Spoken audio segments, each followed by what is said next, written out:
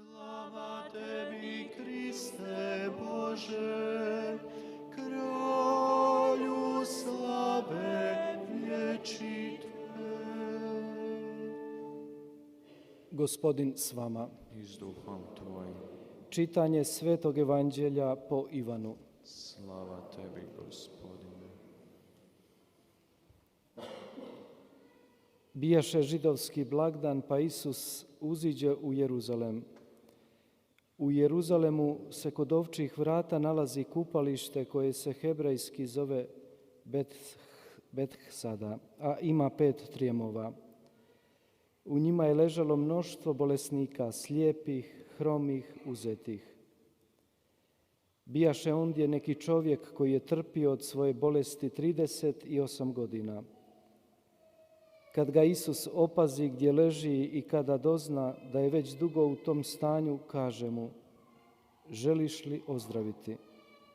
Odgovori mu bolesnik: Gospodine, nikoga nemam tko bi me uronio u kupalište kad se voda uzbiba.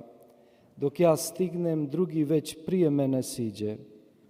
Kaže mu Isus: ustani, uzmi svoju postelju i hodi. Čovjek odmah ozdravi, uzme svoju postelju i prohoda. Toga dana bijaše subota. Židovi su stoga govorili ozdravljenome: subota je, ne smiješ nositi postelju svoju.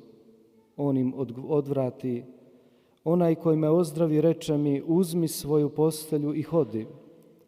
Upitaše ga dakle: tko je taj čovjek koji ti je rekao uzmi i hodi? No ozdravljenik nije znao tko je taj, jer je Isus nestao u mnoštvu što se ondje nalazilo.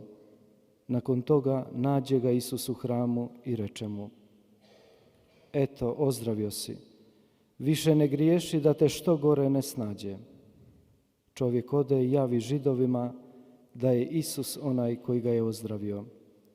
Zbog toga su Židovi počeli Isusa napadati što to radi subotom. Riječ Gospodnja. Slava tebi, Kriste.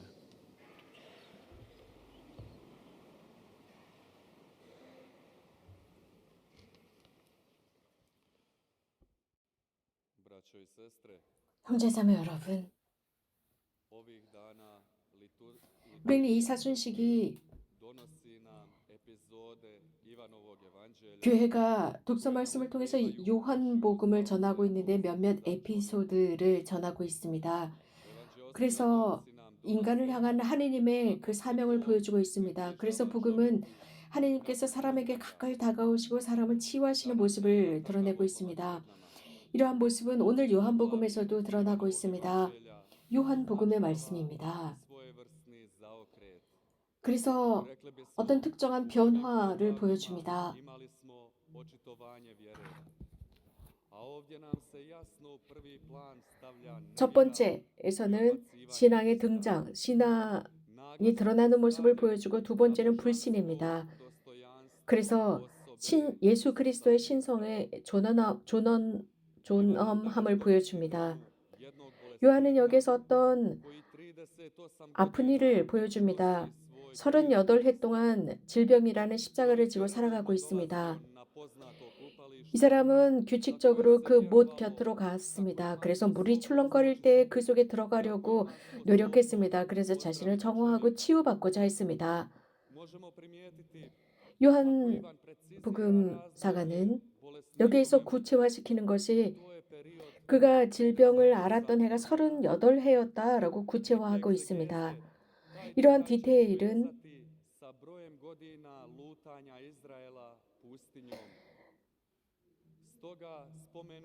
38해 동안 광야에 살았다는 것입니다.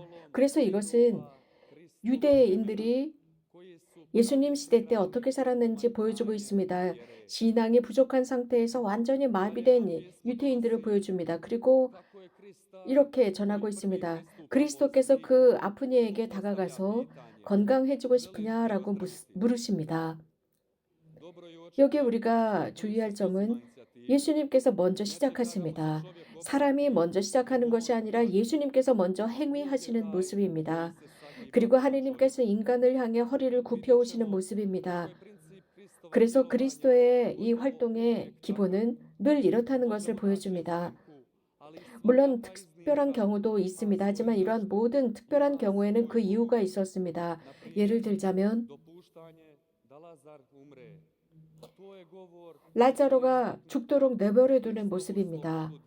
즉 예수님께서 인간의 자유를 존중해 주는 것, 또 하느님의 뜻을 존중해 주시는 모습을 보여줍니다. 이것은 군중이 예수님을 압박해서 무엇인가 하는 모습이 아닙니다. 예수님은 아픈 이에게 물으셨습니다. 건강해지고 싶으냐? 그러자 바로 이런 모습은 건강해지고 싶으냐라고 물었습니다. 우리들의 자유의지를 묻고 계십니다. 우리들의 자유의지도 묻지 않은 채 너를 치유하겠다가 아니었습니다. 바로 자유는 하느님의 선물임을 극명하게 드러내고 있습니다. 우리도 자유라는 현실 앞에 이렇게 행위해야 합니다. 우리는 과연 자유 앞에서 어떻게 행동합니까? 다른 사람들의 자유 앞에서 우리는 어떻게 행동하는지요?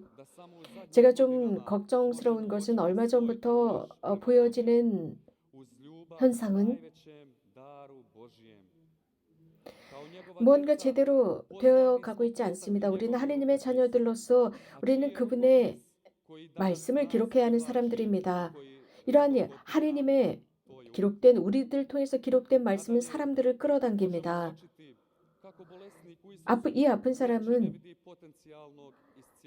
예수님께서 자신을 치유할 수 있다는 것을 믿지 않습니다. 이것은 놀라운 일입니다.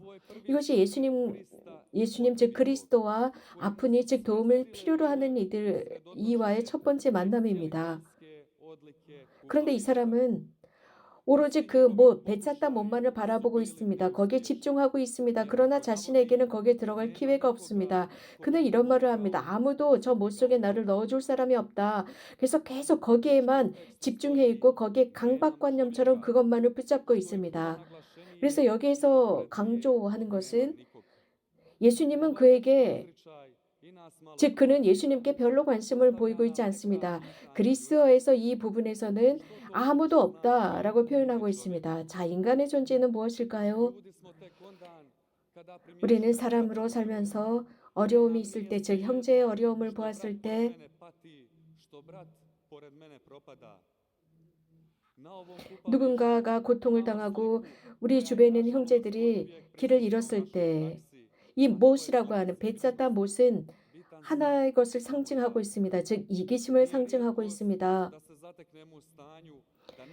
타인을 바라보는 것, 이타주의를 가지고 바라보는 것은 쉽지가 않습니다. 그러나 경쟁의식을 가지고는 바라봅니다.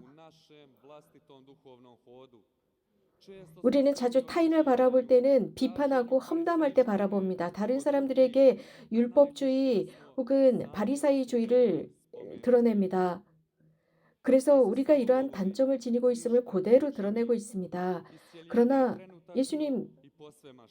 예수님은 금방 치유하실 수 있었습니다. 그러나 그에게 묻습니다. 그리고 실제로 바로 치유시키셨는데 이 치유는 아주 특별합니다. 일어나 내 것을 들고 가거라 라고 하셨습니다. 그를 호명하시지 않습니다. 그래서 이러한 치유라고 하는 것은 육체적인 치유는 사실 크게 중요하게 여기지 않으셨습니다. 그거보다 더 중요한 게 있었습니다. 하느님께서 그의 능력을 치유하신 것입니다. 그 아픈 이가 자신의 신앙을 드러낼 필요도 없이 그분께서는 그를 치유하셨습니다. 더 중요한 것은 그의 자유를 존중해 주셨습니다. 예수님은 전지전능하심으로써 모든 것을 하실 수 있는 분이셨습니다. 예수님은 당신 스스로 활동하시는 분이셨습니다. 이렇게 일어난 사건, 여기에는 이러한 조건이 전제되어 있습니다. 사람들의 무능력입니다. 이러한 사람의 무능은 여러 다양한 장소에서 발견됩니다. 예를 들어서 베드로도 그렇습니다. 베드로는 자신이 무능하다는 것, 죄인이라는 것을 깨닫습니다. 그러나 그리스도께서 그를 바꾸어 놓으셨습니다. 그래서 그를 계파로 삼으시고 교회를 세우십니다. 복음의 두 번째 부분에서 예수님께서 메시아인 것을 부정당하십니다. 오히려 그들로부터 비난을 받습니다. 왜냐하면 안식일날 이적을 행하셨다는 이유였습니다. 이것은 완전히 예수님을 향한 공개적인 미움이었습니다. 여기에서도 문제는 예수님의 행동하는 그 방법, 안식일에 행동하는 방법이었습니다. 안식일은 기쁨의 날입니다. 그러나 율법 교사들은 이러한 안식일을 너무나 엄격주의로 몰아넣었습니다. 안식일이라는 기쁜 날을 어떤 의례, 제례를 행하는 날로만 만들어 놓았습니다. 그래서 더 엄격하게 법을 지키는 날로 만들었습니다. 그래서 심지어는 많은 것들을 금지했습니다. 그러나 예수님께서 이 안식일의 참 의미를 강조하고 계십니다.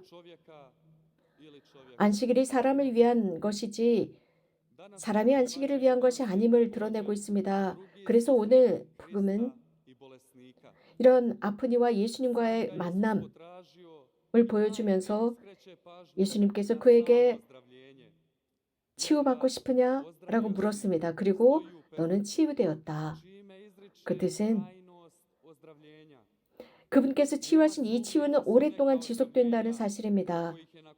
그 베차타못에서의 치유는 얼마 오래가지 못했습니다. 그러나 예수님의 치유는 지속되는 치유입니다. 단순한 치유의 카테고리에 들어가지 않습니다. 더 이상 죄를 짓지 않는다라는 것은 그 사람은 계속 죄를 짓고 있었습니다. 계속 죄를 짓고 있었기 때문에 더 이상 죄를 짓지 말라였습니다. 즉 하느님과 화해하라였습니다.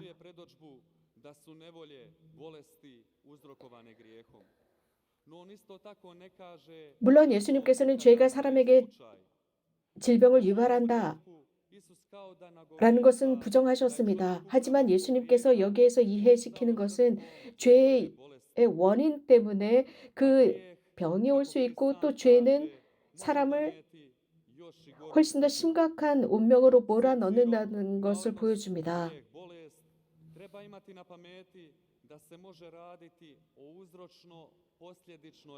죄와 병, 두 가지 것은 서로 연결될 수 있지만 꼭 그렇다라고는 할 수 없습니다. 죄의 결과가 질병이다라고는 할 수 없다는 말씀입니다. 그리스도께서 죄에 관해서 요한복음에서 말씀해 주시는 모습입니다. 이 아픈 사람은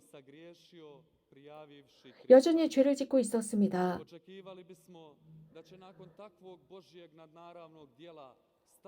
우리는 어쩌면 그가 치유받고 예수님 곁에 남아있기를 원할 수도 있습니다. 그러나 그에게 중요한 것은 공동체였습니다. 그는 배척당하던 그 공동체로 돌아가고자 했습니다. 형제자매 여러분, 오늘 들은 이 복음 말씀은 우리들의 삶에도 일어납니다.